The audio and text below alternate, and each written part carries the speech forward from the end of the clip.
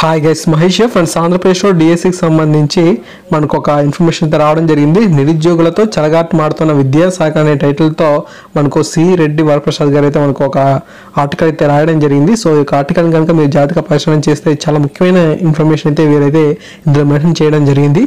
So చాలా మిస్టేక్స్ని ఈ యొక్క డిఎస్సికి సంబంధించి వీరైతే పేర్కొనడం జరిగింది. సో వాటిని మీకు చెప్తాను. సో ఫ్రెండ్స్, మనకు డిఎస్సికి సంబంధించి మొదటి నుంచి కూడా ఎంతో మనకు బాధాకరమైన విషయం ఏంటంటే 20,000కు సంబంధించి మనకు నోటిఫికేషన్ అనేది రిలీజ్ చేస్తామని చెప్పి 2017 డిసెంబర్లో మనకు పేర్కొనడం అయితే జరిగింది. అయితే 7,902 పోస్టులకు మాత్రమే ఈ యొక్క నోటిఫికేషన్ అయితే రిలీజ్ చేస్తారు. యాక్చువల్లీ 7,902 కూడా కాదు, 5,100 పోస్టులకు మాత్రమే ఈ యొక్క డిఎస్సి నోటిఫికేషన్ తీశారు.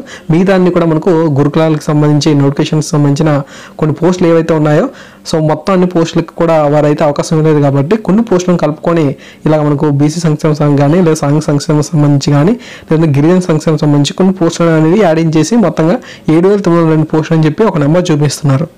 అంతే. ఇప్పుడు మళ్ళీ ప్రత్యేకంగా మనకు బీసీ గురుకులాలకు సంబంధించి సాంఘిక సంక్షేమం నుంచి మనకు గిరిజన సంక్షేమ శాఖ నుంచి కూడా నోటిఫికేషన్స్ అనేవి వస్తున్నాయి అనుకోండి. బట్ ఈ విధంగా మనకు చాలా పోస్టులు అనేవి ఉన్నప్పటికీ కూడాను ప్రభుత్వం వాటిని అన్నింటిని భర్తీ చేయకుండా ఎన్నికల ముందేమో మనకు ఒకలాగా, ఎన్నికల తర్వాత మరొకలాగా మనకు వ్యవహరిస్తుందని చెప్పుకోవచ్చు. అండ్ అంతేకాకుండా ఈ యొక్క 7,902 పోస్టులకైనా సరే డిఎస్సి అనేది బాగా కండక్ట్ చేసిందా అని చెప్పుకుంటే మనకు చాలా అధ్వానంగా ఉందని చెప్పుకోవచ్చు అనమాట. ఎందుకంటే సెషన్స్ వారీగా మనకు ఎగ్జామ్ అనేది కండక్ట్ చేసినప్పుడు ఖచ్చితంగా అందరికీ కూడా న్యాయం జరిగేలా చూడాలి. బట్ అంటే ఒక ఎగ్జామ్ పేపర్ అనేది కండక్ట్ చేసినప్పుడు ఒక సెషన్లో అభ్యర్థులందరికీ చాలా ఈజీగాను, మరికొంత సెషన్కి చాలా కష్టంగాను కూడా ఎగ్జామ్ పేపర్ అనేది ఇచ్చారు.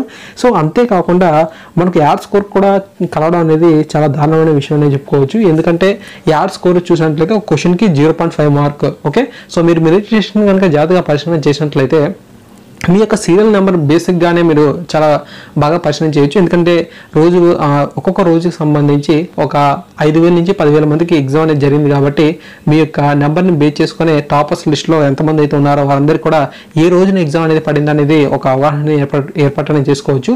ఎప్పుడైనా సరే మనకు ఈ యొక్క ఎగ్జామ్ సంబంధించి మెరిట్ లిస్ట్ అనేది వచ్చినప్పుడు ఖచ్చితంగా ఆ యొక్క అభ్యర్థి తాలూకు ఆ నేమ్, ఆ హాల్ టికెట్ నెంబర్తో పాటుగా డేట్ ఆఫ్ బర్త్ అనేది ఇవ్వడం కూడా మనం గమనించవచ్చు. అయితే అదే విచిత్రం మనకు ఈ యొక్క డిఎస్సి 2018లో మాత్రం మెరిట్ లిస్ట్ కనుక పరిశీలన చేసినట్లయితే ఎక్కడ కూడా డేట్ ఆఫ్ బర్త్ అని మెన్షన్ చేయలేదు. కేవలం కొన్ని డేట్స్లో ఎవరైతే ఎగ్జామ్ అనేది రాస్తారో వారికి మాత్రమే జాబ్స్ అనేవి వచ్చాయి అనేది మనకు అభ్యర్థులందరూ కూడా మరొక రూమర్ అనేది వస్తుందన్నమాట. సో అది నిరూపణ అయిపోతుందని చెప్పి ప్రభుత్వం ఈ తరహాలో మనకు డేట్ ఆఫ్ బర్త్ అనేది మెన్షన్ చేయలేదని చెప్పి చాలా మందికి అయితే అనిపిస్తుంది. బట్ ఏంటంటే సీరియల్ నెంబర్ బేస్ చేసుకుని సరే ఆ యొక్క అభ్యర్థి అనేది ఎక్కడ మనకు ఏ రోజున అంటే ఏ తేదీలో మనకు ఎగ్జామ్ అనేది రాస్తాడు అనేది ఒక భావన అయితే మనం ఏర్పాటు చేసుకోవచ్చు. డిఎస్సి ఎగ్జామ్ అనేది కంప్లీట్ అయిన తర్వాత మనకు ప్రాథమిక కీ అనేది రిలీజ్ చేయడం జరిగింది. ప్రాథమిక కీలో చాలా వరకు మిస్టేక్స్ ఉన్నాయని చెప్పి మనకు చాలా మంది అభ్యర్థులు కూడా అబ్జెక్షన్స్ అనేవి పెట్టారు. ఆ యొక్క అబ్జెక్షన్స్ తర్వాత ఫైనల్ కీ అనేది రిలీజ్ అయింది. ఆ యొక్క ఫైనల్ కీలో చూసినట్లయితే చాలా మంది అభ్యర్థులు అయితే ఆశ్చర్యానికి గురైపోవాలని చెప్పుకోవచ్చు. ఎందుకని అంటే ఏ రోజున పేపర్లో ఏ సెషన్లో మనకు ఆ యొక్క ఈజీగా వచ్చిందో వారికే మళ్ళీ 3 నుంచి 4 మార్కులు అనేది యాడ్ స్కోర్ అనేది కలవడంతో అభ్యర్థులు అయితే విస్మయానికి గురైపోయారని చెప్పుకోవచ్చు. ఈ విధంగా వారికే జాబ్స్ అనేవి ఎక్కువగా వచ్చాయని చెప్పి మరొక వాదన అనేది చాలా బలంగా వినిపిస్తూ ఉంది.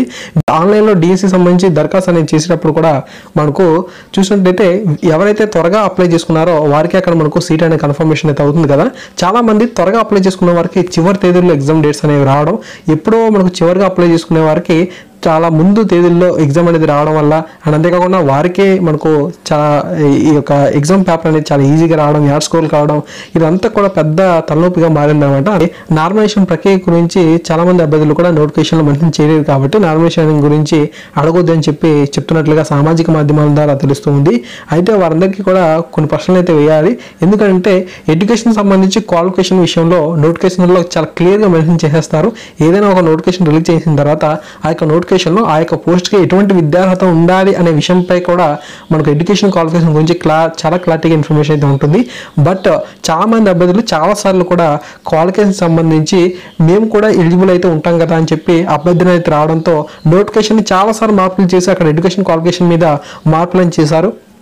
అండ్ అంతేకాకుండా స్క్రీనింగ్ టెస్ట్లో కానీ లేదంటే మెయిన్స్ ఎగ్జామ్స్లో కానీ చాలాసార్లు కూడా వాటిలో కూడా మనకు ఎగ్జామ్ అనేది పలానా తేదీలో ఉంటుందని చెప్పి నోటిఫికేషన్లో మెన్షన్ చేయడం జరుగుతుంది. కానీ అభ్యర్థులను కనుక మనకు వచ్చినట్లయితే మీరు చదువుకోవడానికి సమయం తక్కువగా ఉంది, మాకు సమయం అనేది సరిపోవట్లేదంటే మళ్ళీ కూడా మార్పులు అనేది చేస్తారు. వయో పరిమితి విషయంలో కూడా మనకు మార్పులు అనేవి చాలాసార్లు ఉంటాయి.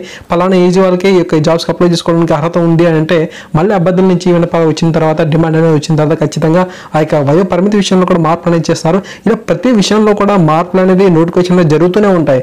అటువంటిది నోటిఫికేషన్లో నామినేషన్ ఇంత పెద్ద తప్పు ఈ యొక్క డిఎస్సిలో జరిగినప్పటికీ యాడ్ స్కోర్ కావడం, ఈజీ సెషన్స్ వరకే మనకు మార్కులు అనేది రావడం, వాళ్ళే టాపర్స్గా ఉండడం వల్ల సో చాలామంది నామినేషన్ గురించి అడిగితే తప్పేంటి, ఆ యొక్క నోటిఫికేషన్లో నామినేషన్ ఖచ్చితంగా ఉండి తీరాల్సిందే. అక్కడ మనకు ఖచ్చితంగా అలా ఉంటేనే న్యాయం అనేది అందరికీ కూడా జరుగుతుంది.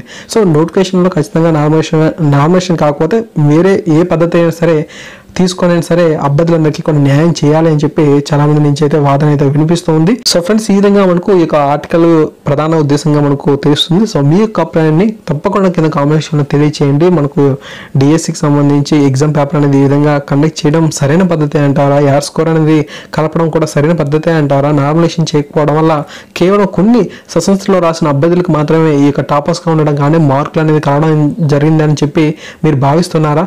అంతేకాకుండా మెరిట్ గల అభ్యర్థులందరికీ కూడా అన్యాయం జరిగిందని చెప్పి మీరు భావిస్తున్నారా? ఇటువంటి ఏ సమాచారం అయినా సరే ఖచ్చితంగా మీరు మీ యొక్క అభిప్రాయాన్ని తప్పకుండా ఈ కామెంట్ సెక్షన్లో తెలియచేయండి. ఓకే, సో ఖచ్చితంగా ఈ వీడియో లైక్ చేయండి, 10 మందికి కూడా షేర్ చేయండి. Okay, thank you.